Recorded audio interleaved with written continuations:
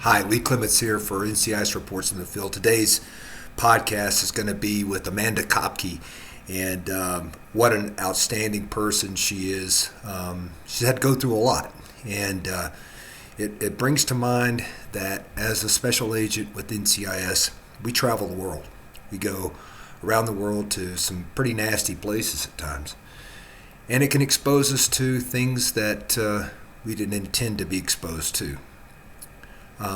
For myself, I was exposed to tuberculosis when I was on the border with in California working narcotics in Mexico, and didn't find it out till a couple years later, to just a general physical, when I tested positive for the antibodies of tuberculosis. So it's something that I have to be mindful of today, that I will have to deal with the rest of my life. But what Amanda had to go through and what she continues to go through is something that every agent that deploys for NCIS or works with NCIS needs to understand. There are things out there that you can be exposed to without you ever knowing. Amanda was exposed to a parasite while working a case in Madagascar. She continues to deal with that today. She was medically retired, I think around 2018. And the hope is that at some point there'll be something that will be able to stop this parasite from decimating her body. She's doing well today, and I think in this podcast you'll see that she looks pretty good, but she still deals with the implications of being exposed to a monster that lives inside of her body. So I hope you enjoy today's podcast. This is NCIS Reports in the Field with Special Agent Retired Amanda Kopke. Special guest for NCIS Reports in the Field today, Amanda Kopke, who I've known for a great long time, but we only had moments in our history as far as our careers together. When I was at CRFO, I was the deployment availability roster supervisor, and to deploy, I would deploy people, and at the same time I would also interview people after they came back from missions to see, is this still a valid mission, things like that. Amanda did an outstanding job when she was with CTF 150, 151. CTF 150, the piracy mission. CTF 151 was narcotics. They combined them, so it was a combined task force, and she went there at a very challenging time, and she wrote what we call the Bible for counter-piracy, which I believe is still being used today for a lot of the stuff they're doing. And I'm going to let her tell that story because that's just a fascinating story. But Amanda, I know that you're a native Texan and went to Texas A&M University. Tell me something about your family and how you got interested in law enforcement. So growing up, everybody thought I was going to be a teacher, and I did well in school. I took it was just when dual credit was starting, so I was a nerd and did the dual credit classes. My dad passed away when I was 14, so that kind of changed trajectory on life. So I knew that college was coming up. I knew college was expensive, so I was trying to mitigate some of that. Did the dual credit. I went to Texas A&M in Kingsville, which is a smaller campus. Um, Woke up one day, I was an international business major, and I was like, I think I'm going to be bored doing the same thing every day. I literally opened up the newspaper and saw an ad for the FBI for summer interns for the honors internship program. Called the FBI, said, hey, I'm interested, and I had enough empty credits that I could use for the internship, and went through their process, got a TS security clearance and polygraph, the whole bit, and was an intern.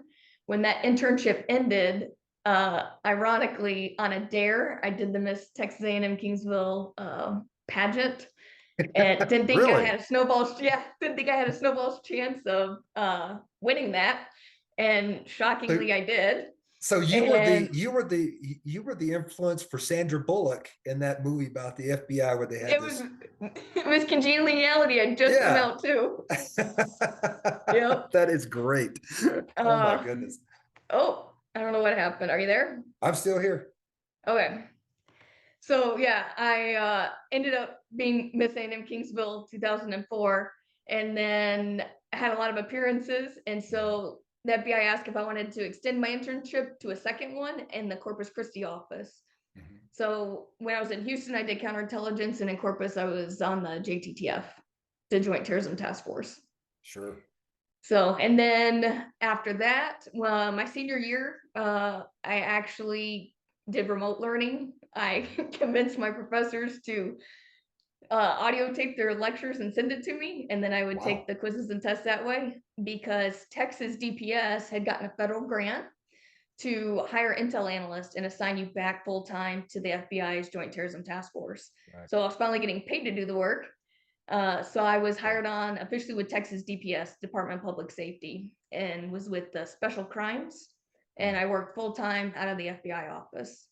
So what kind of things did you do for special crimes for DPS? Special Crimes was more intelligence driven. So Okay. like terrorism, counter narcotics, any kind of special crimes, like obviously I was in South Texas, so it was cartels, kidnappings, different things like that. Sure. Interesting. So on the task force, we had a lot of different agencies. I went through the process to become an FBI agent. I was waiting on an academy date, and NCIS said, well, you want to travel, why don't you apply with us? I was like, there's no way I'm going to get through all of the process and get hired. Yeah. They said, just humor us, just try it. So I did, and lo and behold, they called me first, and my first duty station was Mayport, and so I reported to Mayport and then went up to Fletsey Awesome. So, back in 2008. so do you remember the? I always ask agents this. Do you remember the boarding process and what you had to go through? Yeah. And so, can you remember your interview on the board? And were there any interesting questions that were asked that you're like, "Well, that came out of left field"?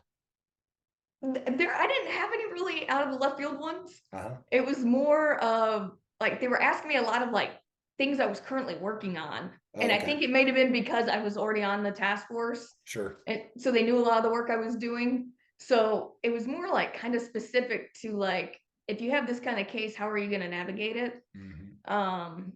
But yeah, I don't remember any off the walls. Yeah. I always ask that because there used to be a lot of quirky questions that were asked. Yeah. So I just want to make sure. So when you get to Mayport, what squad were you assigned to initially? Gen Crime. Okay. So when I got out of the academy, I did Gen Crim for I think like 8 weeks. Mm-hmm. But during that time, I went to fraud school, and Wow. then as soon as I got done with fraud school and I got my checklist checked off, I was still on probation, but I got all the major things checked off. Then I was selected to go to, it was ICE at the time, their undercover school. Wow. So then I went through that very rigorous process to get certified to go to undercover school, and then you go there for 2 very intense weeks, and then you get certified to the Attorney General guidelines to do deep cover operations. Mm-hmm. So I did that, and then as soon as I finished undercover school, I was moved over to special ops. Okay. And we ran ops So all over. were you ever assigned any deep cover initiatives on operations? Not super deep cover. I had some that was like 14 days down, and that was more for like unauthorized release of classified information and trying to figure out who was targeting our military members during training ops. Honestly, that was the most fun mission, and it was 22 cases. Oh, wow. I mean, it was moving and shaking. It was out all night. And then you come back, catch a couple hours nap, and then sit and write your notes and write them all up. So what was the goal of that operation? To see if anybody was releasing any classified information, and then also to look for any buddy who was targeting our service members to get information from them. So of the 22 cases, I mean, were these legit Yeah, threats? they were service members that were spilling classified, and then several of those cases were unintentional targets. Mm-hmm. I decided it was a Sunday night. I was like, I've worked all week, I'm gonna watch some football. And I went down to the hotel bar and was sitting at the bar, got a drink, got some dinner, and I was watching the football game. And there was a group behind me that was running their mouth and they ended up inserting themselves Uh, and ended up actually being DevGru, oh my and gosh. they were operational. And some of the smart ones left, but some of the Hmm. not so smart ones, I told them, it was around Christmas time, I told Hmm. them to be Santa and I'd take a picture with them. And that's how I got their identifiers, was taking pictures with them Wow. that way. They ended Unbelievable. up having another federal agent, different agency embedded with them. And I remember we were walking from the hotel to go to another bar, and he pulls out his wallet and he goes, "I'm going to give you a card, but you can't ask me any questions." I said, Uh-oh. "Okay." So he pulls out his wallet, which is his cred case and his badge. And I go, "Oh my God, what a quinky dink. I have that exact same wallet." Did not even register. Good grief. So he gave me his card. I was like, "Well, that's easy." What did it say on there? Dev group? Well, yeah, pretty close. Unbelievable. Well, we Yeah. used to back in the old days when Miramar, after Tom Cruise did the Top Gun movie, Yeah. a lot of our female agents, we ran those type of operations into the Miramar Yeah. club there, It's and like shooting fish in a barrel. you're absolutely right. These knuckleheads were just like, "Oh, I'm going to impress her," and Yeah. blah blah blah blah blah blah blah, And the dumber spillage, you act. spillage, spillage, spillage. Yeah. But like they would even comment like, "You have two phones," because I was texting myself notes so I didn't forget stuff. Yeah, So like they registered I had two phones. I was texting a lot. And I had a notebook in my purse. And at one point, I pull out the notebook, rip out a piece of paper, and ask somebody to draw a diagram and label all the parts. And they did. unbelievable. Because some of the stuff, it got to the point where I was just like, I'm just going to see how outlandish I can be and see what they give me. And Yeah, I was getting like very detailed things. unbelievable. That's Yeah. crazy, but not surprising Yeah. because Those were having my favorite. I didn't like buying drugs. I mean, I did, but yeah, I didn't like dope ops. yeah, yeah. It's like Um, yeah. I mean, that's what I'm come from an operations background as well. So yeah. we used to do those. We go into night clubs with the Navy, and Kathy, my wife, Yeah. would be the undercover agent, and I was the cover agent. So Yeah. I got to sip on beer while she got to do all the fun stuff, and I'm Yeah. like, well, God, this is Yeah, not. but then you come out covered in glitter at the end of the night and you can't get that stuff off. And the next day you got it all hands and you show up sparkling. Oh yeah, Yeah. crazy stuff. Well, anyway, so you did this stuff in Mayport. How did you get involved with deploying to CTF 150 and 151? So I remember Joe Kennedy was the ASAC and he always told me be a student of your profession. Yeah. And then he told me always pick your poison. So I had been there, I don't know, 18 months or so. And I had been gone the majority of the time doing various undercover work and just all over the place. And Yeah. so I was like, well, at that time it was like 3-year rotations, Mhm. but they start looking around 2-ish, 2.5. So I was like, I better start eyeing what my my next move is going to be.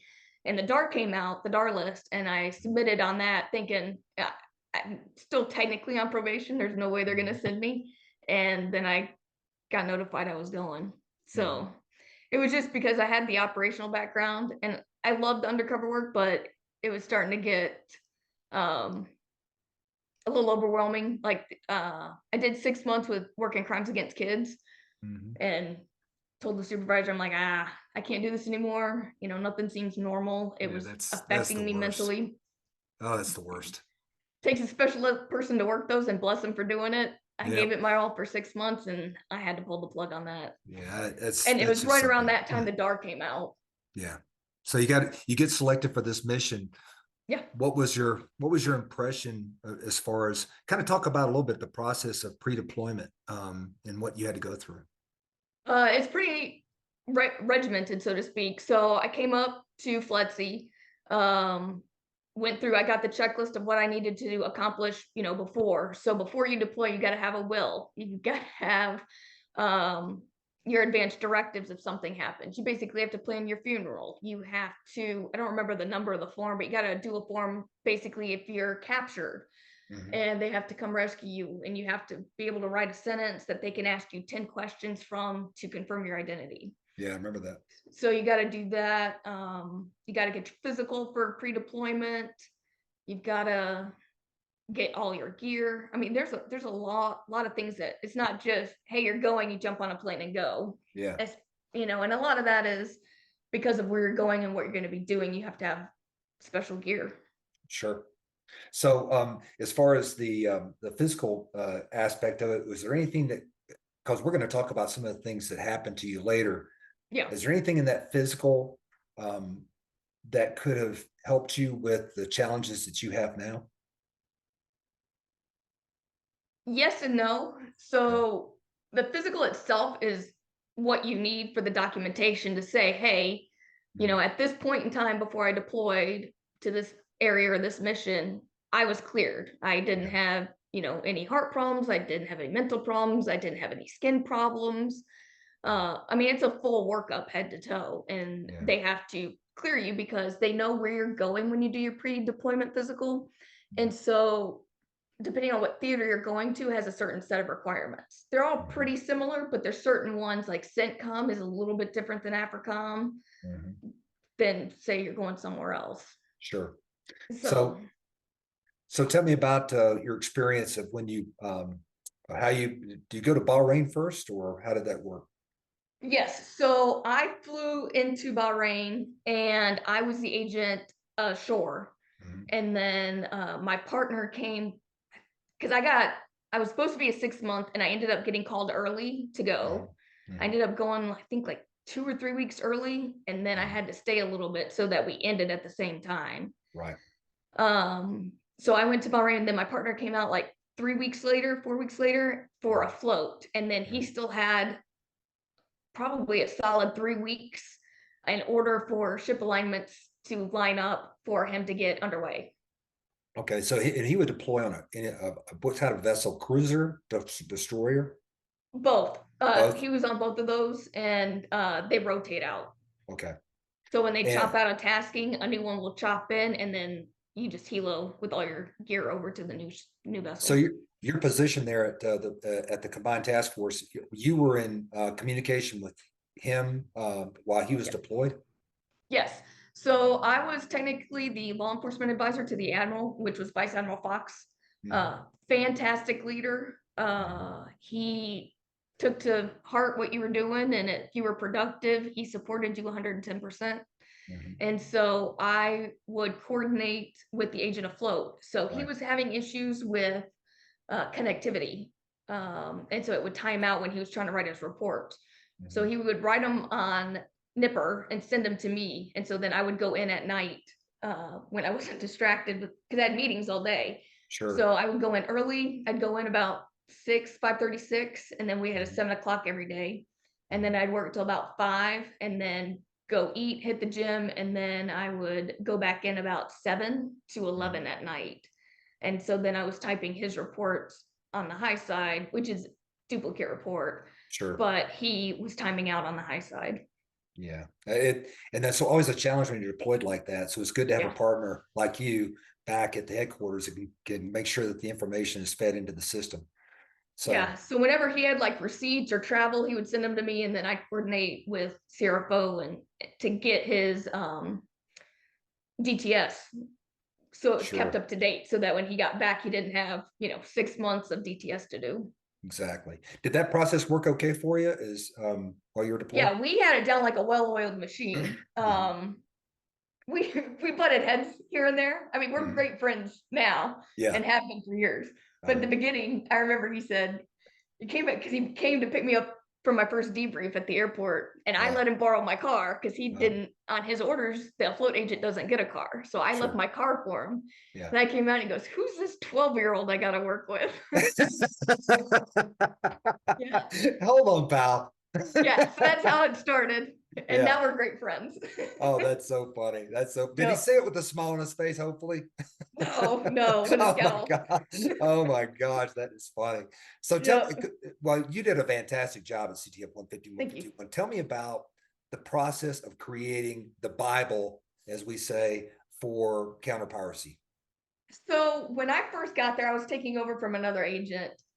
NCIS was not well liked. We were not well received. They weren't getting the support that they wanted. A lot of it was just the personality of the prior agent, but some of it was just productivity, quite frankly. And so I had like an hour turnover. It was basically, here's a box of extra gear you might need and good luck. And so when I went in, I didn't really have a good grasp of the total picture of what we were trying to accomplish. You know, piracy had kicked off. They were capturing vessels left and right. They were holding them for ransom for a long time. They were getting millions in cash for ransom. We were trying to do debriefs of the vessels once they were released, you know, not only as a crime scene, but also of all the personnel that were held to glean intelligence to see how that could impact operations and how we could be more effective with targeting. And so I was like, well, it was like drinking from a fire hose. I didn't know what specifically they were looking for, but I knew what the general angle we were going for. So I started just writing down for the next person, if X happens, call Y. If this happens, do this. Here's a list of questions to ask. Here's several things you need to look for on ships. And then I kept updating it as we went. Yeah. And so I did that not only for me, but also for the afloat agent, because there were unique things that the afloat agent had that, you know, like connectivity issues or receipts or how DTS and timekeeping. Like he can't get into any of that. And so you're trying to help your partner out so they're successful, because their success and your success is what makes the mission successful and productive.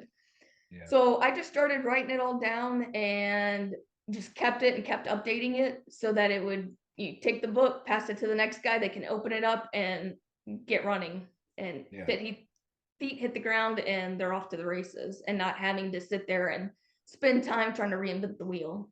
Yeah. Always live the mission better than you came in on it. Yep, pretty much. That's good stuff. So so during your time on CTF 150, 151, can you talk a little bit about how the mission, if it modified or changed in the tactics of going against pirates off of the coast of Somalia? So my first deployment was 151 for the piracy mission. My second deployment, which I was just gotten done with my first deployment R&R, I was taking over another command and got the phone call saying, hey, you're going back. Oh my goodness. In like 2 weeks. I was like, okay. Was it probably Vice Admiral Fox who's like going, I want her back? Yeah. I don't know to this day, but I wouldn't put it past them. Yeah. So yeah, I had to very, very quickly get my life back in order and get it all set up. So my second deployment, I was the acting supervisor for the 150 counter narcotics mission. Okay. As far as the piracy mission, yes. So as time went on during that deployment, that period in and of itself was a big evolutionary period for pirate tradecraft and pirate tactics, and how they were hijacking ships, and then different things that happened. So at the time, vessels could not be armed. And afterwards, once we get to the end of the deployment, now suddenly, because of the recommendations and things that we're seeing and we're making, they're now allowing armed guards on board. And that's when piracy started to kind of shut down a little bit. Yeah. So there were different things that we saw. They would set fire to the vessel in order to draw the crew out. So when they came under attack, once they started to climb on board the vessel, the captain would issue basically go to the citadel. And so they would go to the safe room in the ship.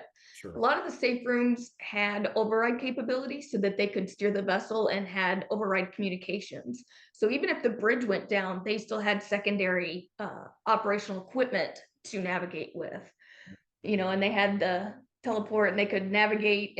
If everything went down, they could still navigate the old Seafarer's Way by the North Star and all of that. Sure. So it was very impressive to see how they were taking steps to protect themselves, but then once they took those steps, then how the pirates are trying to overcome that. And so they figured if we set the bridge on fire, the alarms will go off and it'll draw everybody out. Yeah. And that happened a few times, and then they just refused to come out. And they're like, well, ship's on fire, we're going down. But what the pirates didn't realize is the bridge had certain materials in it that, yeah, it would catch fire and it would make a complete mess, but it would burn out before Yeah. it caught the entire vessel on fire. Sure. So the So piracy tactics went from just ladders on the side of ships, climbing up the ship ladders and taking the ship, to now we're going to have to draw them out because they have yeah, protection measures. They go to the citadel, yeah. and so they're trying to figure out, were there any other ways, any other tactics that pirates would use to try and get ship crew members out? Yeah, so they would use ladders or grappling hooks to come alongside. They would shoot their weapons. And then we learned a lot about their weapons and what kind of weapons they had, how they would maintain them. Okay. They put them in a stock pot from the galley and boil them. And then they'd use cooking oil to, you know, oil their weapons. Yeah. They would take grenades and throw them in the water when they were bored, when they had the vessels at anchorage and they were waiting for ransom money. They would be bored and they'd throw grenades out to fish and blow up fish in the water. Then we start to see more evolution, and the one particular vessel was a crew member had appendicitis, and the pirates didn't want to give a dead guy discount, so they called for help to get the guy with appendicitis off. And I think it was the Thai Navy picked him up, but they didn't have an operating suite on their warship. So they transferred him over to a German ship.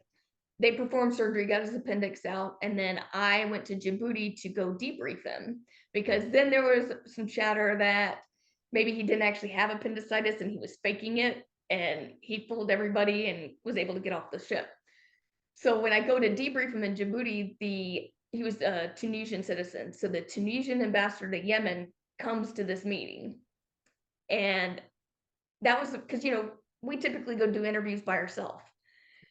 And so they kept moving the location. And finally I was like, this is the place for meeting at this time. That's it. Yeah. So I do the interview and I have to like delicately ask him, like, how are you healing? Do you have a big scar? Can I see it? Yeah. To verify that he actually had surgery. And he did. Yeah, sure. And so that's when we started to see where they didn't want to give dead guy discounts on the ransom. Interesting. By having dead people on board.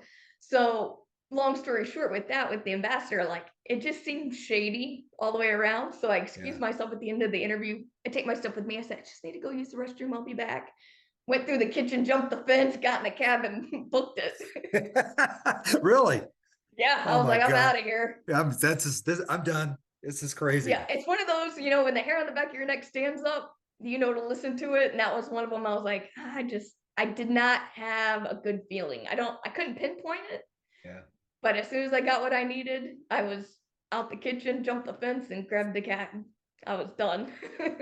Man, that's wild. So so you had a particular interesting mission you were involved in at the Combined Task Force with the MV Sunshine. Can you tell a little bit about the MV Sunshine and what happened there?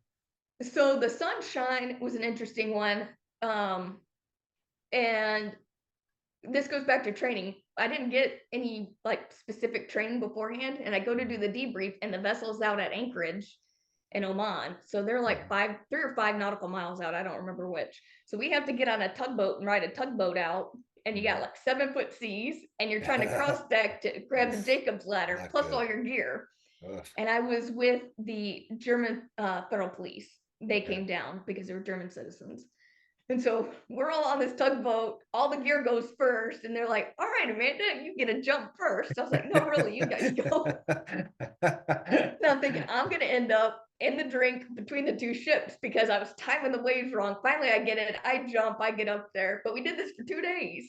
So then the tugboat comes back out at the end of the day. You got to jump back off and go into port. Oh, my goodness. But what really changed with that was we started to see where torture was starting to happen. And so then crew members are now adapting to overcome. So they don't want to be victims of torture. So they're like, what can I give the pirates where they're going to spare me and not torture me? Mm-hmm. And so we started to see where crew members were starting to make deals with the pirates. Mm-hmm. And like, hey, I'll show you this if, X, Y, and Z, you don't hurt me, you feed me, whatever they were trying to negotiate. Yeah. And one of the crew members was said to have gotten a very good chunk of the ransom money, and it was supposed to be secreted in the walls of the ship. The Germans searched that ship because they had an entire team. Again, NCIS for a unit of one. You show up and you're by yourself. Yep. And because I knew that I had a good working relationship with them, I knew that they would share whatever they found. And then they asked if they could sit in on the debrief with me because they didn't have as much experience doing the debriefs. And I was like, absolutely. So that's the deal we struck up. They searched the whole vessel and couldn't find any of the ransom money. But what we learned from that was the one particular crew member, it was a first officer, he was showing them on the computer how to look up at all the ports in the area and to see what the gross weight tonnage of the vessel was, what their onboarded tonnage was, and how to calculate the freeboard of the vessel. So the freeboard, for anybody listening who doesn't know, is basically the water line on the vessel. And so the more tonnage you take on, you have a lower freeboard to get onto the vessel. If you're a lighter vessel, you sit up higher in the water and you have a higher freeboard. So he was showing them how to get on and see what type of vessel, if it was a motor tanker or a motor carrier, what kind of cargo they were having, if they were trying to target oil carriers because they knew that there was more money. And back then, that's when oil prices were pretty high because the freedom of navigation was severely impacted by piracy. Sure. So he was giving them a lot of inside information, and they were able to then log into like the port of Salalah and look to see, okay, well, we've got 3 vessels coming in. They're offloading so much gross weight tonnage. They're unloading this. Let's figure out which one's got the lowest freeboard. And as soon as it left port, right outside territorial waters, once they got to international waters, between the 12 and 15 nautical mile mark, they were started targeting them. Oh, wow. So, and of interest, the waypoint that the Sunshine was at for the anchorage point, a couple months after I was there, a vessel was pirated from that exact anchor location in territorial waters. From the anchorage? Yeah. Crazy. And I was thinking, thank God I wasn't on that one. Holy Moses. Yeah. Jeez. So can you tell a little bit about the case of the MV Sunshine and how they were how these guys were identified? Because I know it went to the Supreme Court of the Seychelles and was upheld in the Supreme Court of Seychelles, and there were 15 suspects. Well, the story I just told you about with the ransom money and then showing the waypoint, that was the Marie de Marguerite. Okay. The Sunshine was pirates attempted to hijack a vessel, the Sunshine, while it was underway, and did not realize that numerous Navy vessels were in the area doing resupply at sea, a RAS, and they were within 5 nautical miles. They launched a helo, they launched some ships, and basically got them surrounded. Followed them back to their mothership, and that's where the investigation really took off, because they had an additional skiff on board the mothership, plus the one that they were on to attack the Sunshine. And then we got the call that they needed support in order to do the investigation.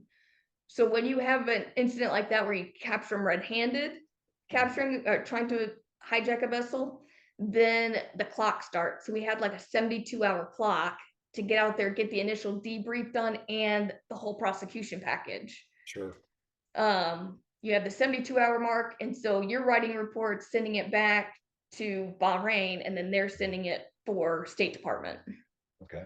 And then they start looking for venue. And in the meantime, the pirates are riding the naval vessel, they're in the brig, and then if that vessel has to outchop, which happened in the middle with us, in the middle of doing the investigation, they were out chopping, another carrier came in, and we had to helo all the prisoners over to the new vessel and then keep working. Wow. So initially it was like the USS Kidd and the USS Mobile Bay, as I understand. And then I flew out to the Stennis. Yeah. And then I flew over to, which one was it? I'm drawing a blank. I don't remember the second one. Drawing a blank, but yeah. And then after we got the whole package done, then I flew back to Bahrain. And then at that point, I was already on the transnational crimes unit, so I had moved over to Bahrain, and so we were working both narcotics and piracy. And so then we were working very closely with State Department to get a prosecution venue aligned. And then it was a Bahamian flag vessel, so they got first whack at it. And I was in Seychelles at the time on a narcotics mission, and I had to get up at like 2:30 in the morning to be on a conference call with State Department in Bahamas. And I remember they're like, "You sound tired." Like, yeah, I am. Yeah, I am tired. And then ultimately they declined prosecution. So then we had to go through the UNODC process with the UNCLOS provision for piracy. So Kenya and Seychelles had prisons supplemented or by the UNODC, which is the UN Office of Drug Council, to give them support to help prosecute these types of cases. So then State Department was working with Seychelles trying to get some pirates prosecuted. There were 15 pirates. Initially, Seychelles only agreed to take 2. So the plan was they had to come off, the pirates ended up getting their sea service ribbon. They were on so many vessels. They ended up getting them into Djibouti, and then I was gonna pick them up in Djibouti. I was going to drop them off in Somalia and then take the 2 and turn them over for prosecution. I worked real close with the Seychelles on several different initiatives, and I was able to meet with them directly and ask if they would consider taking off 15 pirates, and they agreed. So it worked out in our favor, and so I didn't have to make a stop in Somalia and drop anybody off. We picked them up and then took them all down to the Seychelles and turned over all 15 for prosecution. So these guys were all convicted of piracy, like 3 counts, I guess, of piracy, some of various types. Yeah, there were 2 minors in the group. They're already out, and everybody else should be getting out in like 4 years. Okay. And so the case actually goes to the Seychelles Supreme Court. And so it's challenged by the defense. What was the challenge the defense was trying to use? The defense was trying to say that I didn't speak Somali, so how did I know that the interpreter that we were using was accurately portraying the questions to the pirates and actually and factually returning their information to us? And I actually do speak Somali. I had we had a lot of time on the ship together, the interpreter and I. And so I had him teach me all about the different clans and how do I know if somebody's lying to me, if they're from this clan or that clan. And then I had him teach me the language, just basics. And so the judge in the court is called My Lord, and he's got the big English powdered wig on. And so he asked me to address them and say something in Somali. And I spoke to them in Somali, and they all responded in unison. And the prosecutor said, "Nothing further," and sat down. That's great. Well, obviously it was successful because it was upheld. The conviction was upheld. I read the Supreme Court ruling. Very well done. Obviously you follow the rules with evidence first, and how the evidence was handled it was beautiful. Yeah, it was a little nerve-wracking. I've never turned over enemy combatants or prisoners to a foreign country. It's a little different than taking them into Sally Port and getting them booked. Yeah, sure. So I called some friends of mine that are U.S. Marshals, and I said, "Hey, I know you guys do this on a more frequent basis. You know, what do I need? What pitfalls do I need to avoid or things to be aware of?" And they said, "If there's going to be a problem, it's going to be with evidence. Turn your evidence over first and then do your prisoners." So that's what I did. We had a 6 o'clock diplomatic clearance. If for some reason the diplomatic clearance got violated and got pulled, then we had our second rendezvous was going to be in Diego Garcia for the night. And then we'd have to regroup and figure out what we were doing. Luckily, it went off without a hitch. And the pirates had goggles, obviously, and spit guards on, because on one of the vessels that they had been transferred, they were spitting at the guards quite a bit. And so we were trying to avoid anybody getting spit on, because obviously that's a health issue. And so when they were coming down off the plane, we had another agent that was assigned to the Marine group that was basically driving Miss Daisy. They flew me down there and helped me drop everybody off. So he was assigned to the Marines. And so he went with us, and he would get the prisoners and walk them down and take their mask and their eyewear off. And so I would greet them in Somali, and it was evening, late afternoon, and I'd say "Gulab Wanak" and say "Hi." And he thought, like, after the 5th prisoner, he's telling him, he's walking him down saying, now make sure you say hi. I'm like, why are you telling the prisoners to say hi? And he goes, well, you are. I'm like, no, I'm greeting them in Somali so they don't spit on me. He goes, oh, but it worked because all of our prisoners got off. And when we exchanged, I took their cuffs off and they got new cuffs put on by the Seychelles government. They all were like, oh, hi, thank you. So we were known as having the nicest prisoners. Oh, that's so funny. That is funny. Um, so how long did you spend on both task forces combined? So the first deployment was like a little over 6. The second was right at 6, and then I moved for right at 2, Okay. or yeah, right about 2 years, I think. All right. So obviously we you very experienced on deployments, very experienced in overseas environments. Talk about your time and what took you to Madagascar for this for what is now you're actually endeavoring to overcome. Yeah. So I was on R&R and I flew back in the country and they said, hey, you're going to Madagascar, you're flying out. I think I had like a day to pack. You're going to Madagascar. There are Somali pirates that ran aground on a vessel there, a pirated vessel, and we need you to go down and get intelligence. So I was supporting, it was by invitation of the Sixth Fleet, which is AFRICOM. So it was AFRICOM's invitation to go down and help get the information to see why pirates were operating so far south. Normally it was the Somali Basin, Red Sea, Yemen, Somali area, uh, and Oman. It was very rare to see a pirated vessel down so far south by South Africa and Madagascar. And this particular vessel, the pirates tried to navigate the vessel themselves and ran it aground on a reef. And so that's why you started to see where pirates would make the captain of the vessel captain the vessel, so they didn't run aground and get caught. Interesting. So I went down on AFRICOM's invitation to gather intelligence.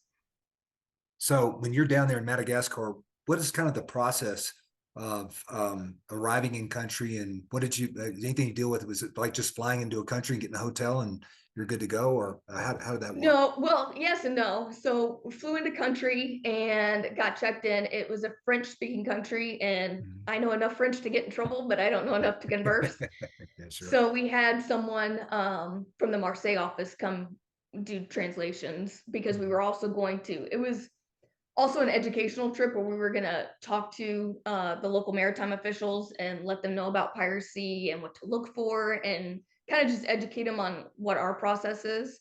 So there was a lot of host country engagement. So first you get your country clearance. You have to send all your stuff to the embassy so that they know you're coming and tell them why you're coming. Yeah. Once I got in country and we got to the hotel, then we met with the defense attaché and the RSO.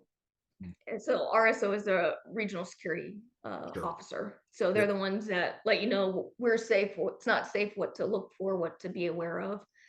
The first hotel we were in, because we flew into the capital, Antisanana, and the hotel was, you go check in and there's like a little patio in the hotel, but then our hotel room, you had to go back out, walk down the street and go in a women and children's health clinic and go up 3 flights of stairs to your hotel room.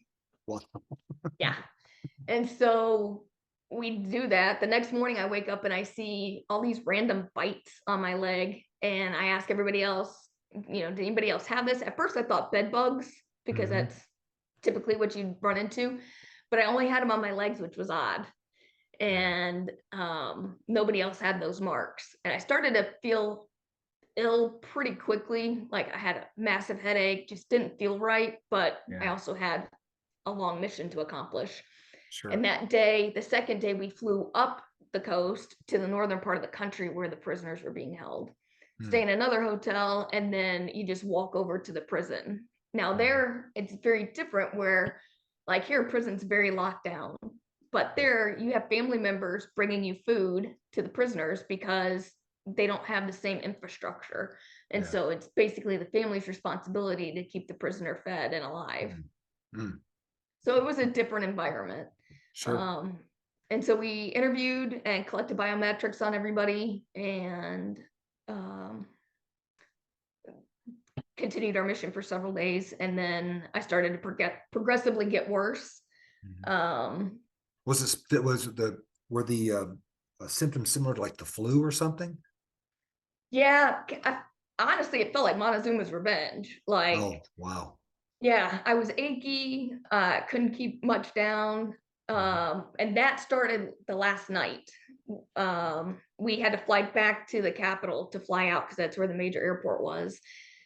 And we went out that night, but I was like, I'm not feeling the greatest. And the next morning, I felt horrible. I had a hard time making it back to Bahrain, and it was a holiday weekend. So before you go to certain countries, you have to check with base medical to see if you need malaria meds or not. I unfortunately am allergic to the main malaria medicine they give you, which is doxycycline. I cannot take Mhm. it. And so I had to get a special one that you don't have to take as long, but then you have to get your post-malaria meds when you get back. So it was a holiday. The very next day I went in, I'm like, man, I'm not feeling good. I just need my meds and I'm going home to rest. And my resting heart rate at that medical appointment was 133. And they're Yeah. like, yeah, Wow. you're going to Something the going on. hospital instead. Yep. And so that was the first hospitalization, was 3 days. I got out for a couple of days and then got readmitted. So my total was 13 days. And the Mm. base in Bahrain does not have, at the time, I think they do now, but at the time they did not have a hospital or clinic with beds. So I was referred out to in-town hospital at the International Hospital of Bahrain. Granted, Wow. this was also when all of the Arab Spring was happening. And I remember being in my hospital room at night, and I'd go for a walk just to get some exercise and get out of the room. And you would see Molotov cocktails flying over the hospital, and then you'd see tires on fire rolling down the street. Gosh. Yeah, it was Wow. interesting. I can imagine. So, Yeah. eh, tell me about the progression of how this, because at first you didn't have any clue that it was you'd been exposed to a parasite of some type. No, so when the first hospitalization, it was a bacteria, a virus, both of those. And I had a real high fever and just a lot of different symptoms, and they were watching me closely to make sure I didn't have any African fevers. I'd already had my yellow fever shot, which we all know if you have to get a yellow fever shot, you have to do it stateside. You Yep. have to go find two other friends somewhere on the base that need it, because you have to have 3 people minimum to go get it. So I had already done that and gotten 3 friends together and we got our shots. So I had that, but it didn't feel like it was yellow fever, but I didn't know what. And at the time in Madagascar, the plague had kicked off again. And MERS, which is the coronavirus, had kicked off in the Middle East. So they were testing me for everything. It wasn't until I was released from the hospital the first time that I noticed a mark on my arm. And I remember sending a picture to my mom, and I was like, hey, because she used to work in the medical field. I said, is this blood poisoning from, because it was right by where my ID had been. She's like, oh, yeah, no, you need to get back in there. And that was the first track mark of the parasite in my skin. Goodness. And that resulted in a very long hospital stay and then eventually 2 medevacs. What was the initial treatment for these parasites that they prescribed? So they knew I was allergic to doxycycline, but they didn't have any other medication in country. They had to order it in and it was delayed. So they gave me doxycycline for 4 Oh days, boy. which they knew I was allergic to. Yeah. And that caused some issues. So I was on oxygen the remainder of the hospital stay, high Wow. flow oxygen, because of the allergic reaction I had. Sure. And then they brought in albendazole and not primaquine. What was the other one? I'm drawing a blank on the other one because I only Sure. took it in country in Bahrain. I've taken albendazole and ivermectin since. Wow. As the ivermectin, I'm just curious. I mean, because I know that ivermectin is mentioned in a lot of treatments now. Yes. Has there been any success with that? So yes and no. Originally, the parasite, it's most closely resembling onchocercosis, which is river blindness. Initial research was that it lives in the body for like 15 years, up to 20. The new research shows with mass ivermectin treatment in Africa, they thought they eradicated it and went back and did post surveillance after eradication and realized it did not eradicate. What happened was the genome mutated. And so after repeated exposure to ivermectin, the parasite is becoming treatment resistant. And so I will never outlive it. Wow, interesting. So tell me about your support that you were getting, because I think that every agent out there that's ever deploys to a place like this should kind of be aware in what would you have done different now that you've lived through this? A lot of things, you know, without going into too many details, my direct management chain at the time was asleep at the wheel. Yeah. I was told to take a cab to the hospital at one point because it's a reimbursable expense. I had to set up my own Medevac. It was just kind of a calamity and a culmination of a failure at humanity.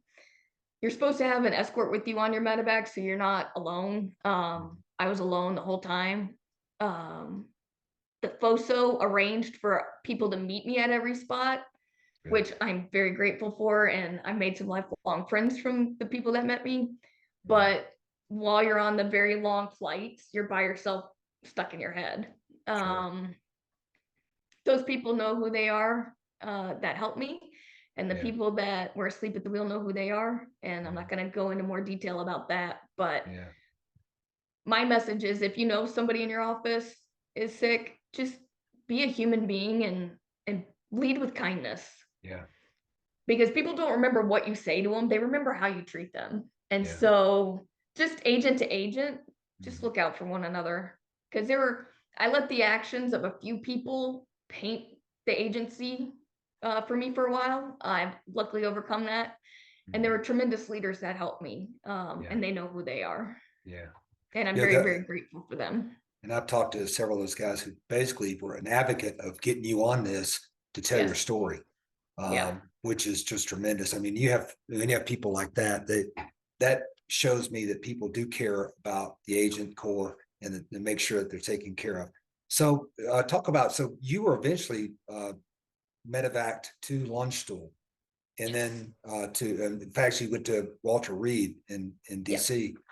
Talk about that process of how you got into the med, because you yourself had to schedule that medevac.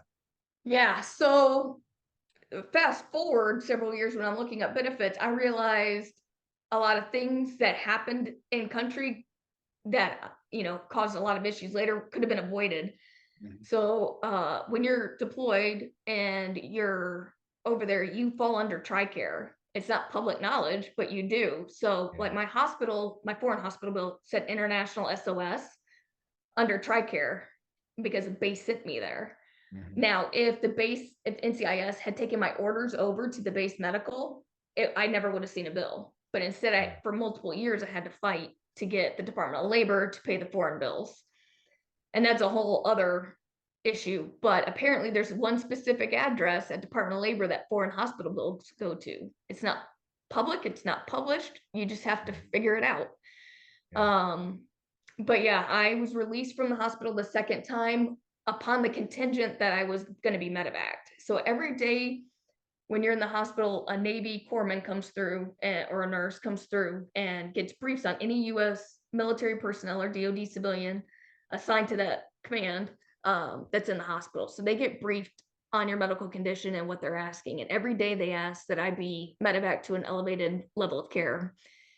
And I got out, and I remember sitting in the medic's office with a trash can between my legs, throwing up, trying to get her the information that she needed to input the patient movement record. Because once the information's in, and military staff has to do it, it's not something we can do.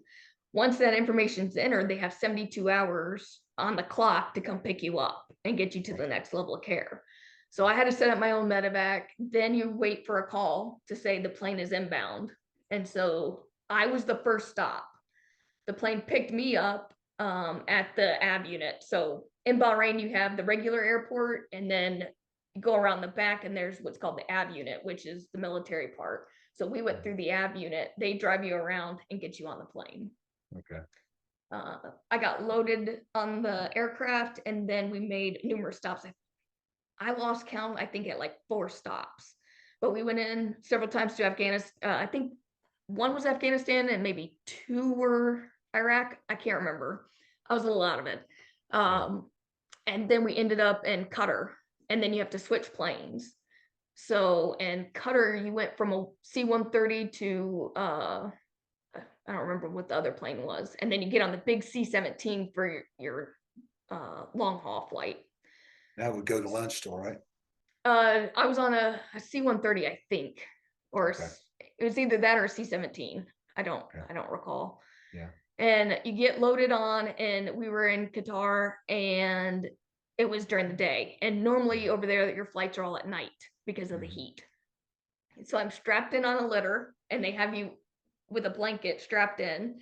Everybody's loaded, and the alarms on the airplane were going off because it was 165 in the plane. And they were trying to hurry to get everybody through so that we didn't have to go through Qatari customs to have passports stamped so that we could just go on board to Ramstein. And I remember they gave MREs out, and I finally got the good MRE. I was so excited. After all these years, yeah. Finally, I got that. All these years, I finally got the good MRE. And so like, did you get the spaghetti and meatballs or the lasagna? I got the brisket tacos. Oh, nice. I was excited. And then they're like, you can't use the heating element. So I ate tortillas and barbecue sauce. Like, unbelievable. So ironic. That's great stuff. Yeah. So they got us loaded. The alarms were going off, pouring sweat because you're strapped in with a blanket. Like and I remember laying there bawling my eyes out. I was by myself, no escort.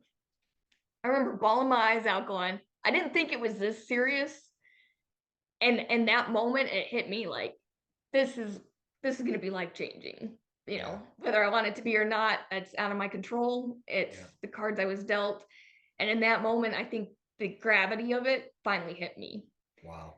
So they get us up in the air, and we fly to Ramstein, and then you're loaded onto ambulance buses, and you go to Landstuhl. Yeah. And I was at Landstuhl for about a week with evals, additional treatment. I had a horrible reaction to one of the treatments. I had what's called a Mazzotti reaction. What's that? Where what is that? You turn bright red head to toe. Really? Wow. Yeah. And so after I had the Mazzotti reaction, they're like, you're going to go onward to the States. Because ultimately, when you get Medevac from either theater, your point of medical contact is Landstuhl. Yeah. Their goal is to fix you and get you back in the fight. And they're like, yeah, you're out of the fight for a while. So then we were waiting on the C-17 to come over and pick us up. And then we went... we landed at Andrews Air Force Base. Now, everybody that comes from Landstuhl doesn't go directly to Walter Reed. You can go to Portsmouth or various other hospitals, and everybody's tracked as to where they're going. I was on the first ambulance bus from Andrews to Walter Reed. And that was another one of those moments that,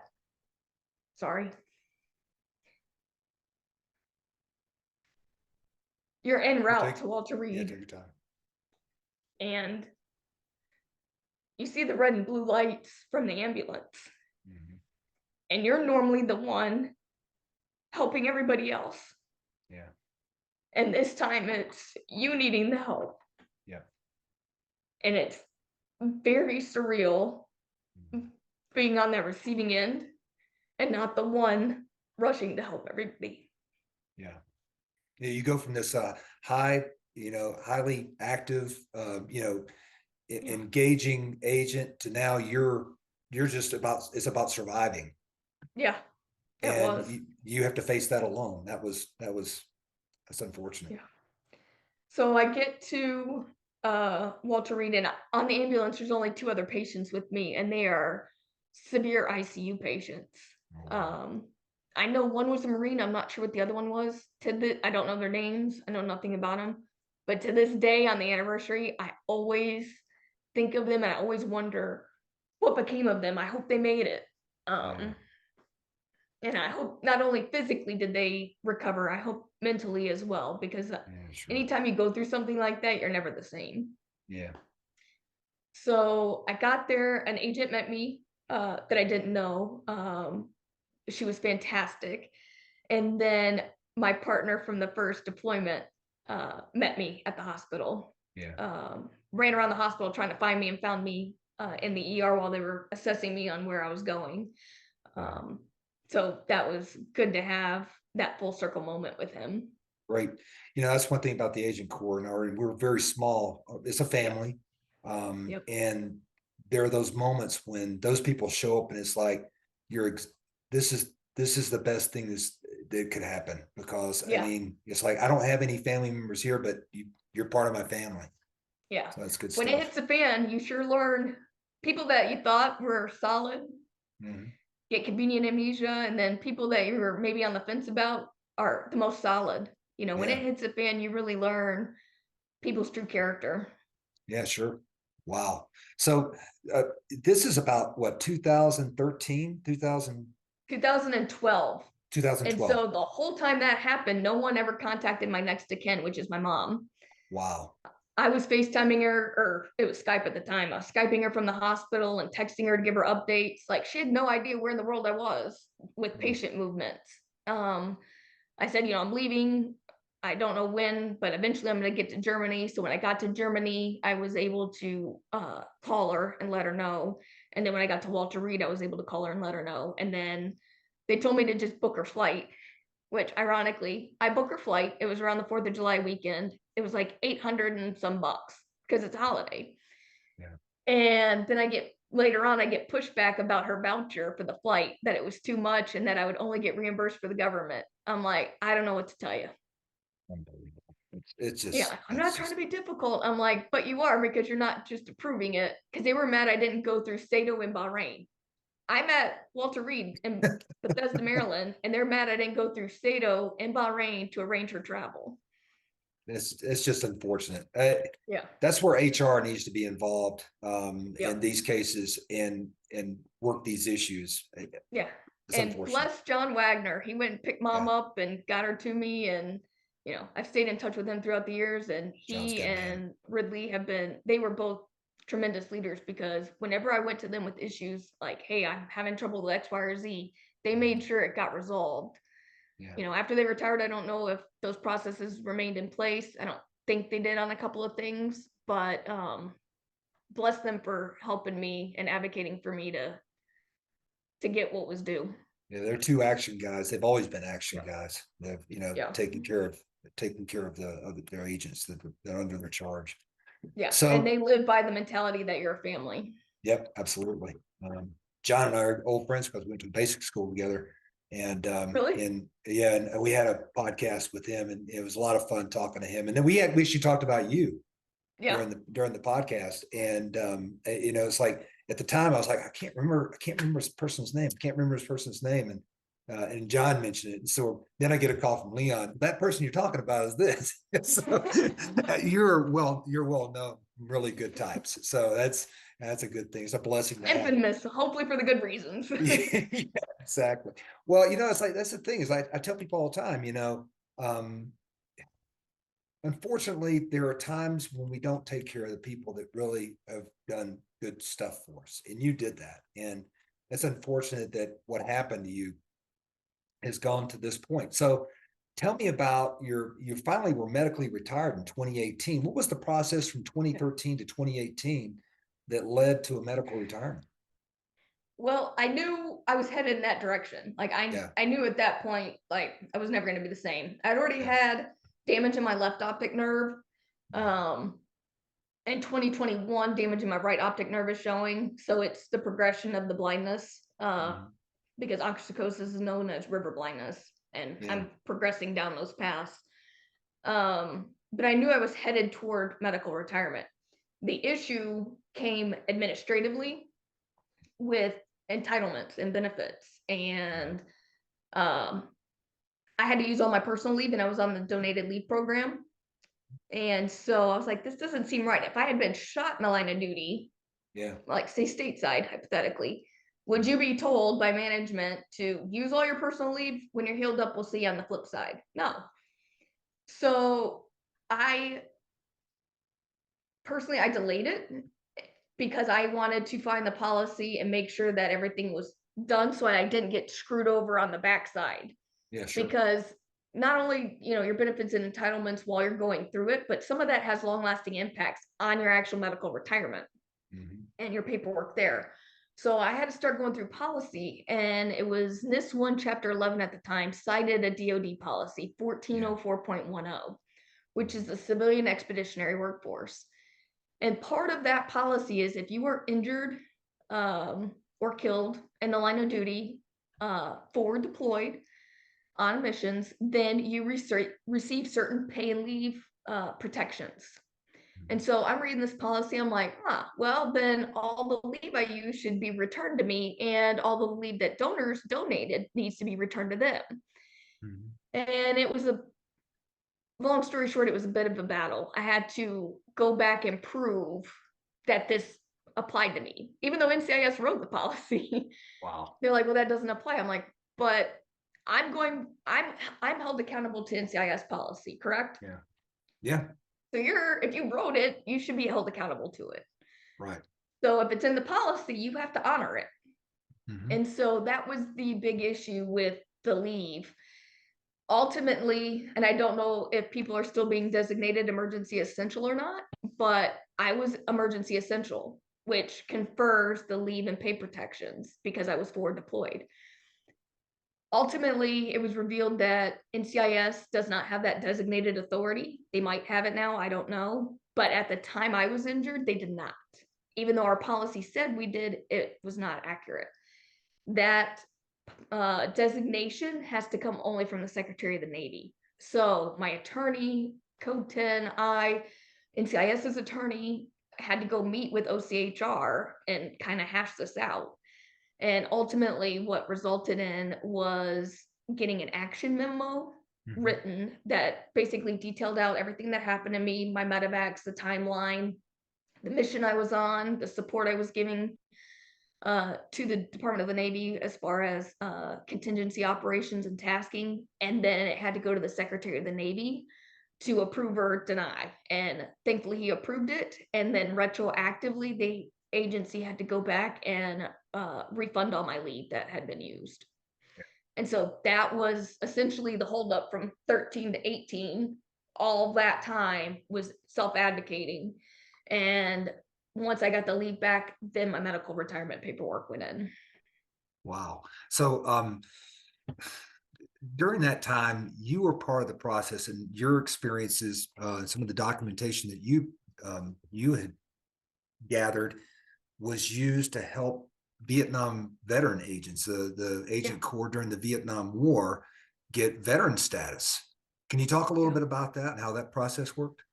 Yeah, so it's Public Law 95-202, and that is the Secretary of the Air Force is the designated DoD component to do application reviews and to decide if they're going to grant or deny veteran status to specific groups.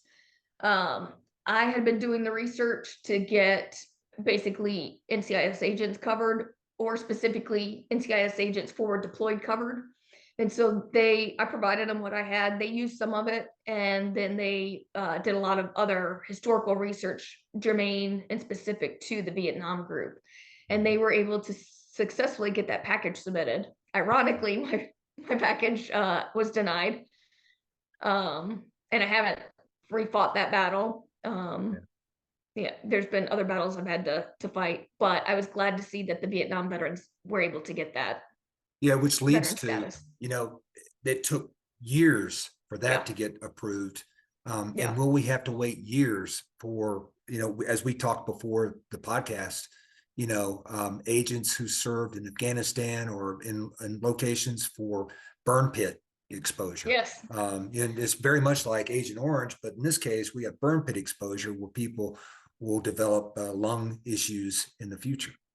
Yeah, and the sad thing with that is, so uniformed military personnel and DoD contractors are covered for the burn pit registry, for health monitoring, the registry, the whole bit, for tracking not only the lung issues, but the neurocognitive changes that occur with the toxins that you're inhaling.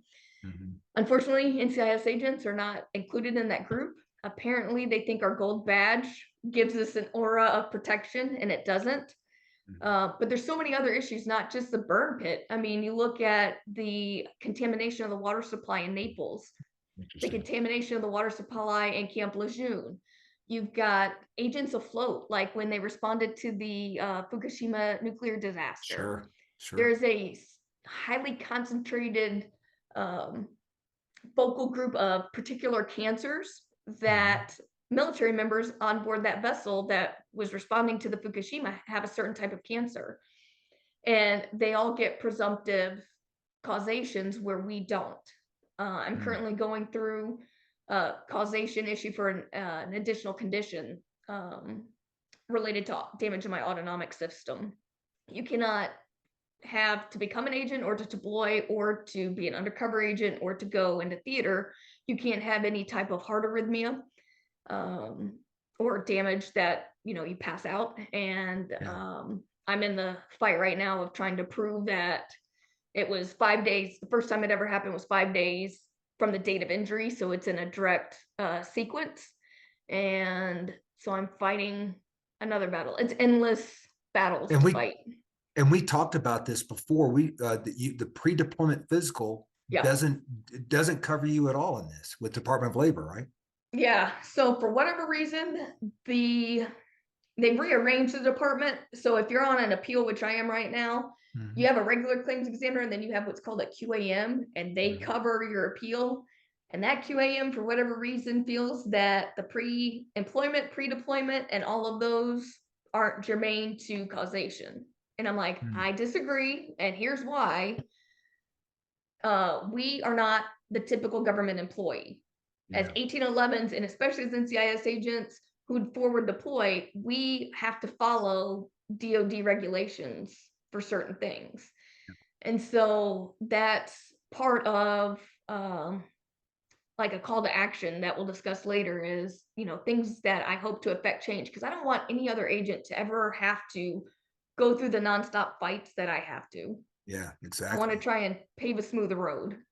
Have you ever reached out to like HR since you've retired and said, "Hey, here's some things that might help you deal with these issues in the future with Not NCIS?" since I retired. Before Yeah. I retired, there were several meetings with HR, with Code 10, and I gave them a packet of all the forms.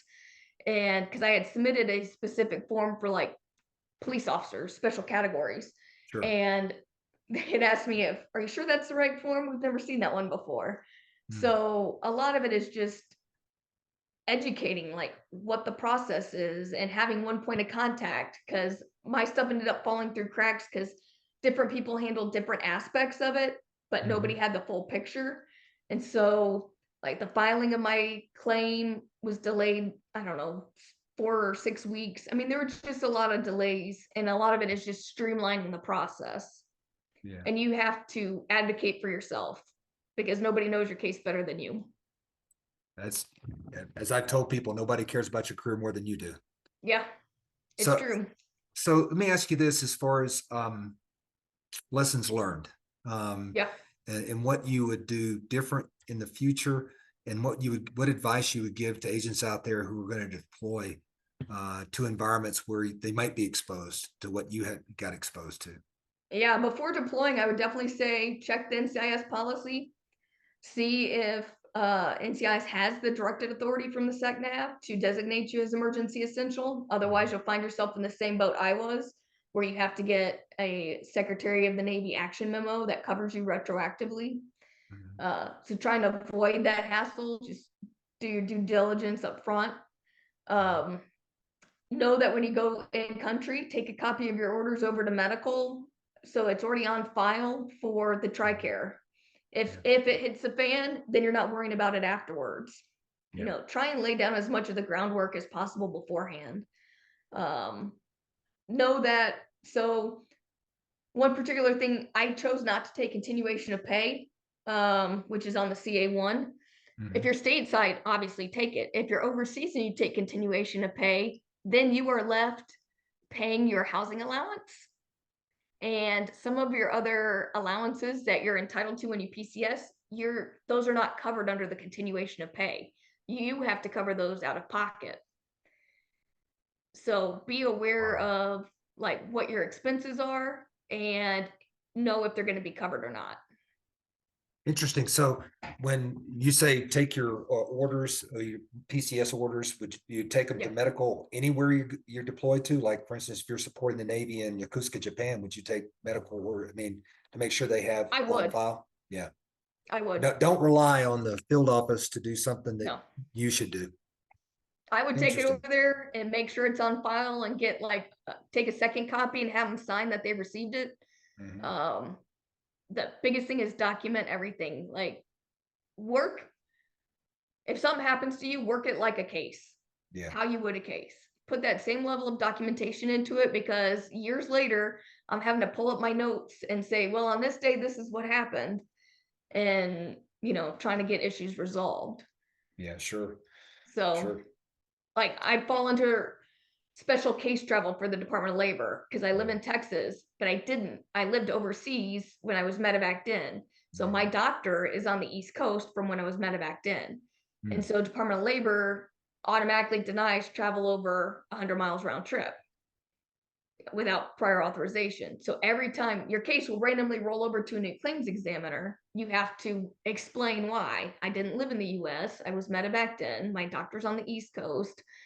And this is why I put special case travel on authorization. This is why the government's no good at this stuff.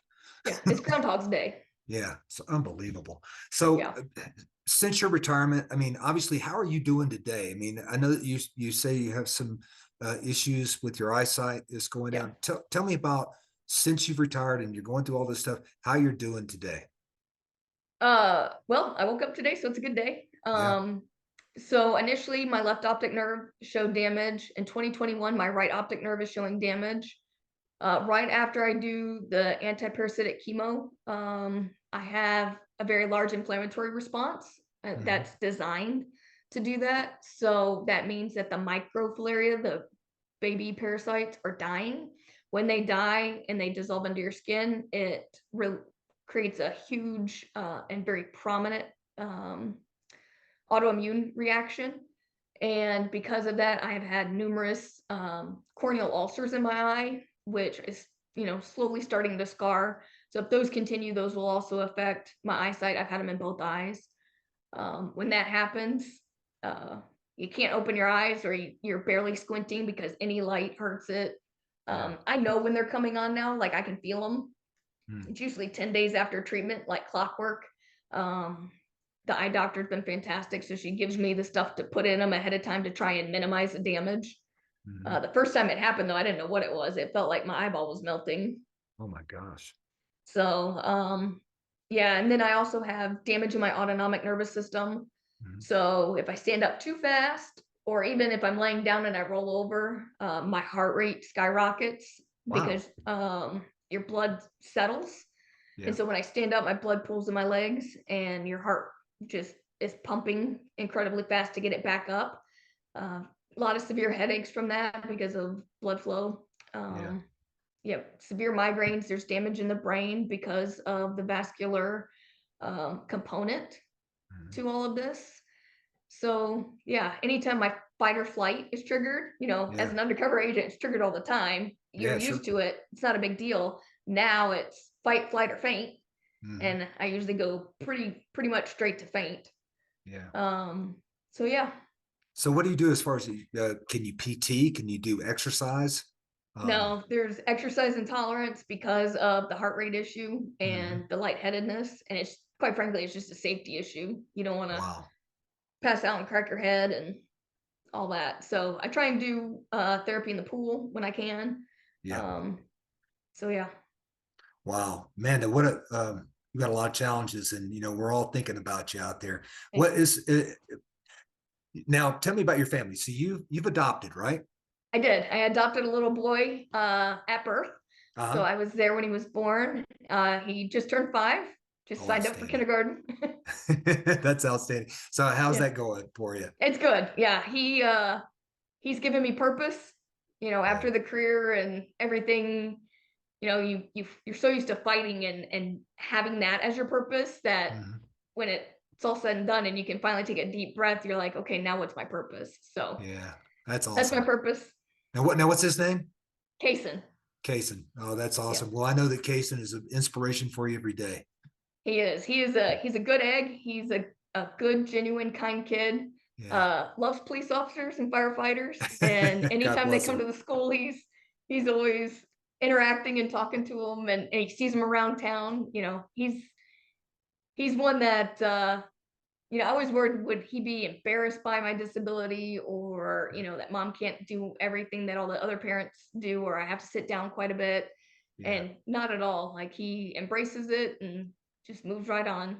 God bless him. Well, I think your story is something that every agent who goes and deploys overseas, some of the challenges you've experienced, I hope that this podcast can educate the agent corps out there and anyone who flies overseas, what you can experience, and it's not your fault. You just basically, you've been, I don't want to say gifted with this experience, but you've Yeah. you've got this experience that you've had to live through, and we all should learn from it.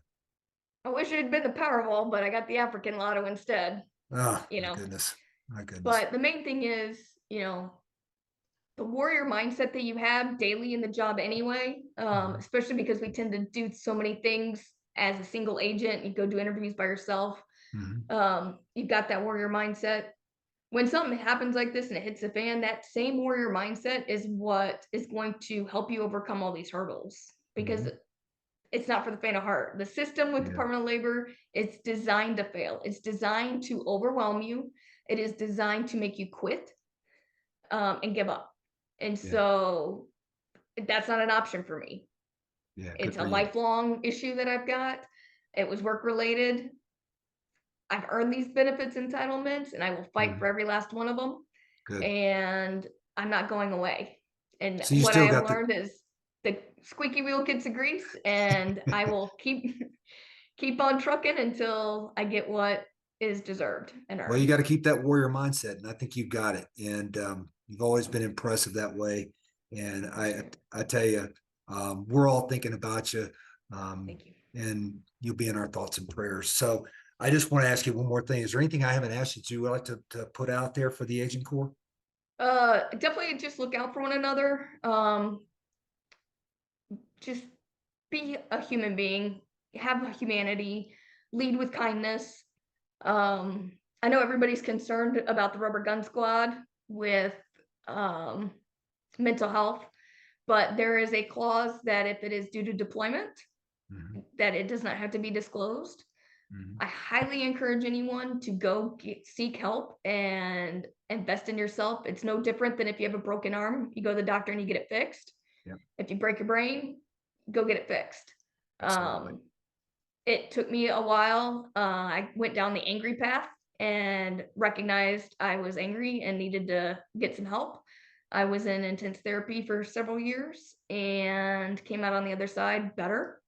And I just want to encourage anyone that, you know, has gone through a traumatic experience like mine, being medevac by yourself and all that, you know, layers of trauma, Mhm. go seek help. Invest in yourself, because at the end of the day, when the job is done and you're retired or what have you, you have yourself and rely on yourself. Yeah. Trust Well, your instincts. And, you know, if anybody is listening to this and wants to help, you know, I can't keep fighting alone. So if you know anybody in Congress or Senate, let's push for legislation so that other agents don't have these same battles. Let's push for presumptive causations for burn pits, tainted water, all of these things that you don't necessarily think about, but have lasting impacts, that the military has presumptive causes for. So let's work together and try and affect some positive change with a lot of these things. yeah, and you brought it up as far as the implications of not having veteran status Yeah. in deployed areas. So hopefully that is something that can be changed in the future based on what work you've done, and as far as the work that's done for the Vietnam veteran. agents. Yeah, and a lot of people don't realize, so if you have veteran status, like your social security disability is not offset. Mhm. When you're on workers' comp, your social security or just a regular medical retirement with OPM, your social security disability is offset tremendously. Wow. Mine's offset over 70%. The government keeps over 70% of mine. Good grief. And so if Unbelievable. you're injured in the That's line of criminal. duty, that's another issue for legislation to pass that. If you're injured in the line of duty and it's legit and founded, then there shouldn't be offsets, because the more you offset, the disease or whatever you have disability continues to progress, and you have to make home modifications, or you have to make different things for therapy. Like you can't exercise traditionally, so you have to do water therapy. So pools, different things like that people don't necessarily think about could be financed with all the offset that the government's keeping. Yeah. So that's a big point of, maybe we can affect some change with some positive legislation or advocacy there. Well, I hope that this is a start. I hope that, that this podcast can get out there to people that are, that have the power to start that process. And to Yeah. listen to your story is a cautionary tale of what can happen if we don't have these processes available. Yeah. I wouldn't wish this on my worst enemy, but I also see that there were blessings in however the universe designed it to be. Mhm. I have a backbone. I am vocal, and I stand up for not only myself, but others. And maybe that's the reason why all of this happened, is to affect positive change so that others don't have to go through the same hardships and hurdles. Absolutely. Absolutely. Well, Amanda, thank you so much for being on today's Yeah. podcast. I can't tell you what a pleasure it's been talking to you again. I mean, the last time we talked, there was no worries about this stuff. It was just telling the Yeah. amazing stuff you were doing at Counter-piracy. And I just want to say that it was a pleasure to serve with you, and it's a pleasure. And I want to thank you for your service to this country, because I think it's what you're doing right now. I hope that people out there will see, and there's somebody out there listening that will, take the flag and push it forward.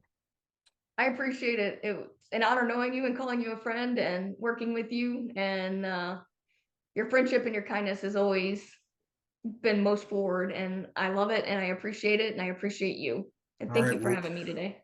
let's stay in touch and keep Definitely. us updated on what's going on, and whatever we can do to continue the process of getting the treatment that you need to get better, so that you can see that young boy grow up and be the man that I know he's going to be. So, Yeah, because definitely trying to make the memories while I can see. that's right, because he's got a great mom for sure. I appreciate it. All right, man, it's good talking to you. We'll talk to you soon. Okay. Thanks. Take care. I want to thank Amanda Kopke for coming on NCIS Reports in the Field, the podcast today. What a great guest, and with an important message to all of us who have served with NCIS or other federal agencies across the world, to be sure you're taking care of yourself and watching what you may or may not be exposed to. Which brings up a topic that I wanted to touch on before we close the session today, and that is for all of my compadres out there with NCIS and other agencies like OSI, the DoD civilians out there who served during Operation Iraqi Freedom and Operation Enduring Freedom. A lot of us may or may not have been exposed to burn pits, and there are a lot of issues going on with that right now, just like there are other hazards that you may have been exposed to that we don't know about yet. Our comrades from the Vietnam War, special agents who deployed there, were eventually covered with veteran status. I ask you to contact your congressman, as Amanda stated in her interview, and reach out to them and ask why DoD civilians are not given, are not placed on the burn pit list like DoD contractors. We are federal employees. Federal agents, I guess they just think the badge covers us. So please reach out to your congressman and inquire why veteran status has not been applied to agents of OSI, NCIS, Army, CI, CID, and other agencies that deploy to these environments. And with that, I hope that you enjoyed the show today. I really appreciate your listening and watching. Please, if you're not a member yet, please like and subscribe and ring the bell. And we'll see you next time on NCIS Reports from the Field.